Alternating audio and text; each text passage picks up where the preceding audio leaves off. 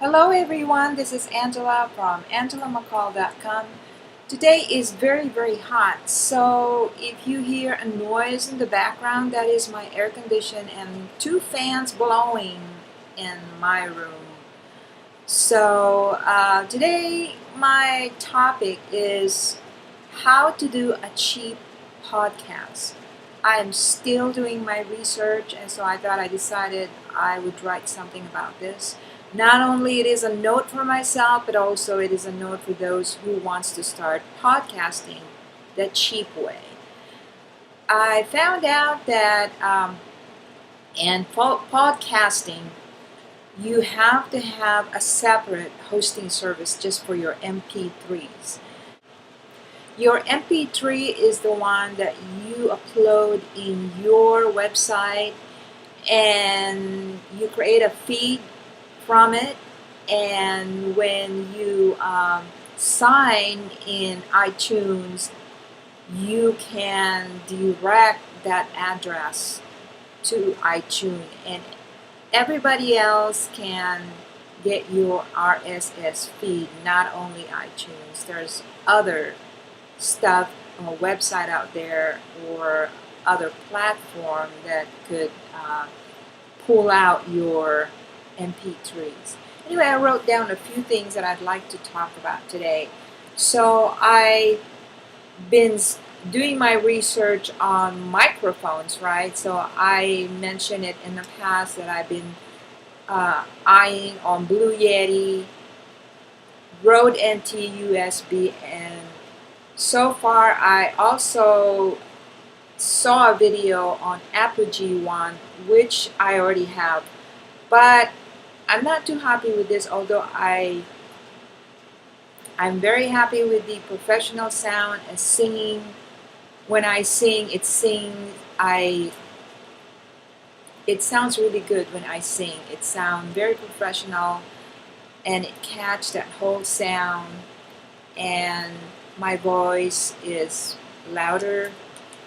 But I'm not too happy with it because when I sing and I turn on the microphone on my monitor, somehow this thing keep getting turned off for some strange reason, and I don't know what is the problem. So I'll just turn it back on. But it's distracting when I'm singing and I have this lyrics right in front of me and I'm reading the lyrics when I'm singing. It's kind of distracting because I have to keep turning it on and off, or turn it back on, so I'm not too happy about that. Also, the USB on Apogee One is very flimsy, and they could have done this better. They could have designed a better USB, maybe put a clamp in there so it won't keep coming up, won't keep coming out, I mean. So that's the one I'm not happy, and I tried to bend that USB, and finally I bent it to a point that it's no longer working. So you can get one of those Apogee One USB on eBay for like maybe about $20. But that's just the downfall on the Apogee One. It's good for podcasting, but I don't know about the USB. I I like the Blue Yeti. There are two kinds of microphones in Blue Yeti. One is the Blue Yeti and the other is Blue Yeti Pro. What is the difference between the two? The Blue Yeti is hooked only to USB, which is hooked to your computer only. However, the Blue Yeti Pro can be hooked on USB and XLR at the same time. Now, what is an XLR? An XLR is something that gives you more power to your microphone. It can be hooked to another mic or to an amplifier or video camera, mixer, or CD player. So that is the XLR. So that is what I want to get. I want to get the professional microphone. The other one, another alternative, is the Rode NT USB. Now this one is Rode NT USB, spell RODE. Now, what is the difference between the other microphones of Rode? Now, the Rode NT-USB is the latest one they have, and this one only hooked to USB computers. But it sounds really, really good, and the cost is not as much. It costs about the same thing as the Blue Yeti. They cost like around $159 for a brand new one, but you can get one, a used one in eBay or maybe Amazon.com. So, where do you podcast? I am looking at this free podcast hosting service, which called Podbean.com. Podbean. Podbean.com. So I haven't tried it yet, but I'm gonna experiment. I heard some people said that if you're gonna do podcasts, make sure it's fun. If it's not fun for you, then don't do it, because you're just wasting your time and energy. Make sure it's fun. I think it's the same thing in blogging. You think so? Blogging and video blogging, video making. You have to have some type of fun doing the video, otherwise you are not going to last. Same thing in blogging. If you're just going to blog just for the sake of money, don't even think about it. If you're going to blog and start, and the only reason why you're blogging is because you want to make money, no, you're in the wrong business, baby. Don't do it. You have to have fun, and then the money will come. That's what I've heard from a lot of pro bloggers out there, so you have to have fun. Now, I told you in the past, this guy, besides Rob Cubbon, I forgot his name. I just saw his video, and I already forgot his name, because I think his name is something German.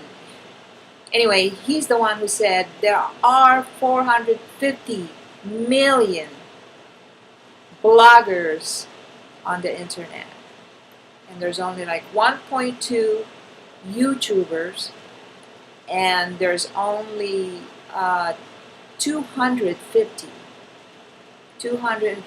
podcasters. I said before 400 because Rob Cubbon said 400,000, but there's only 250,000 podcasters, and 90% of them sucks.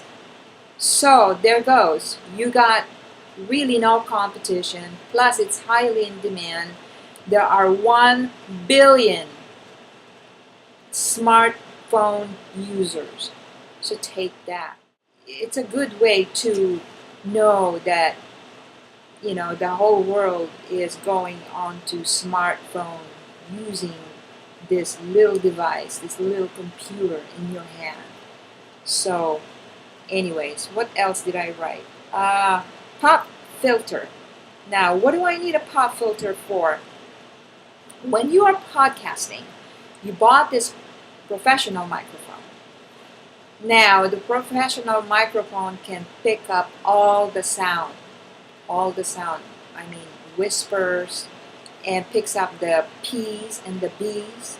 And if you have a pop filter around your microphone, it eliminates the P's and the B's sound. So that's what it's for. Now, pop filter is really not expensive. You can get one for $18, some are $20, and some are very expensive, kind of like $40. You can make your own pop filter, and I actually mentioned that in my posts today. And yeah, you can make one. But then I'm thinking, I look at the website of how to make your own pop filter. I'm thinking, all the energy and all the money and all the time and all these things that I have to spend on making this pop filter, I might as well just spend $18, right? It's just going to cost me just about the same. That's just my own opinion. So, but if you really want to save money and you have all the equipment, all the things that you know, to make a pop filter, then go ahead and do it. I think, oh yeah, GarageBand. If you are a Mac user, automatically you have a GarageBand, right? So you are all set to do your podcasting. You can also use the built-in microphone on GarageBand because you can turn it up all the way to 200%, and make it very loud. But a lot of people, or these people who are professional podcasters, do not recommend that. They would recommend you to use a microphone, a professional microphone instead. Anyway, GarageBand is pretty good for editing your audio. Now, if you don't have a GarageBand and you are a PC user now, you can use Audacity. Audacity. Audacity. And this is a free platform for Mac, Windows, Linux, and this is pretty good. I heard it's a pretty good one. I've never used it, so you can use that for podcasting. Anyway, that's all I want to say for today, and I hope you have a cool day in this very hot day. I'll see you later. Goodbye.